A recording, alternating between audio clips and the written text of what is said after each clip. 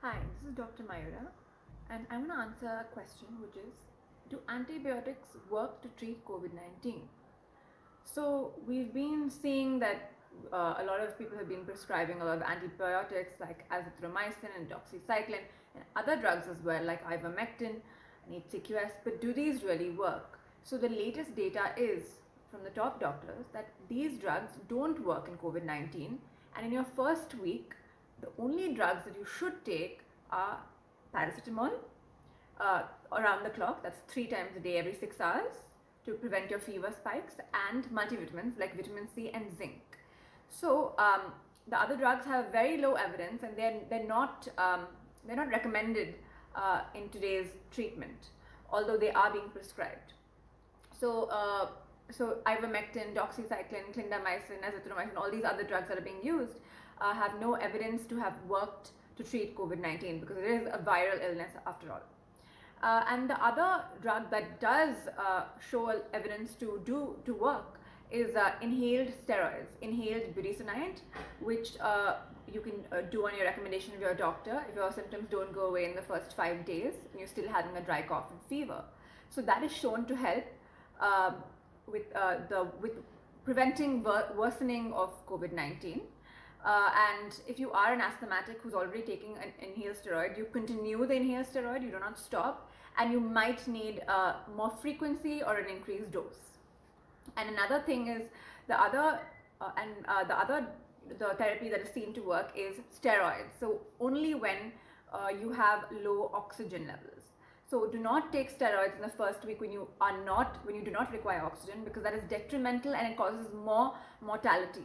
So steroids are only prescribed when your oxygen levels are low and you need oxygen, and then they can help prevent inflammation and in the lung.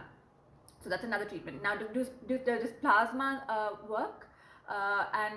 Plasma doesn't work, and a lot of doctors are saying it's futile to go and run and look for plasma because it doesn't work, and especially it doesn't work in the second week, which is the phase of the immune phase where the cytokine storm is happening. The first week of COVID is your viral replication phase where the virus is replicating, and the only thing that is seen to work is in the first 48 hours of the illness if you do monoclonal antibodies, which is not even available in India now. So those are the things that are said to work. Now, one more thing is when your oxygen saturation is going when it's low, and if you don't have an oxygen cylinder or oxygen concentrator available near you, the thing that you can do while you're waiting for the oxygen concentrator is you can do a position called proning. So proning is where you are lying. It's a position where you're increasing your oxygen saturation by your positioning, and increasing it by about 6 to 8%. So you basically there's a misconception that you're lying directly on your stomach. You're not. You're lying face down.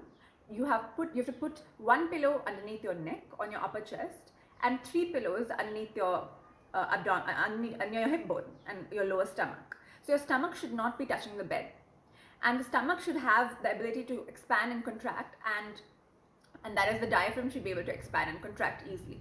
So your stomach should not be touching the bed, and you can put a pillow under your shin as well.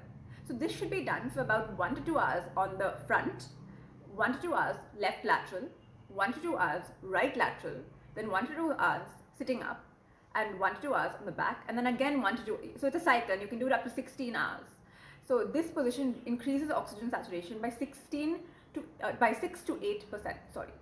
And it's contraindicated in some cases, of course. So please talk to your doctor before you do it. In pregnancy, in any fractures of the hip or the femur or the spine, or any spinal surgery, or some heart cases as well, and in massive obesity in the stomach region where your stomach is going to be touching the pillow.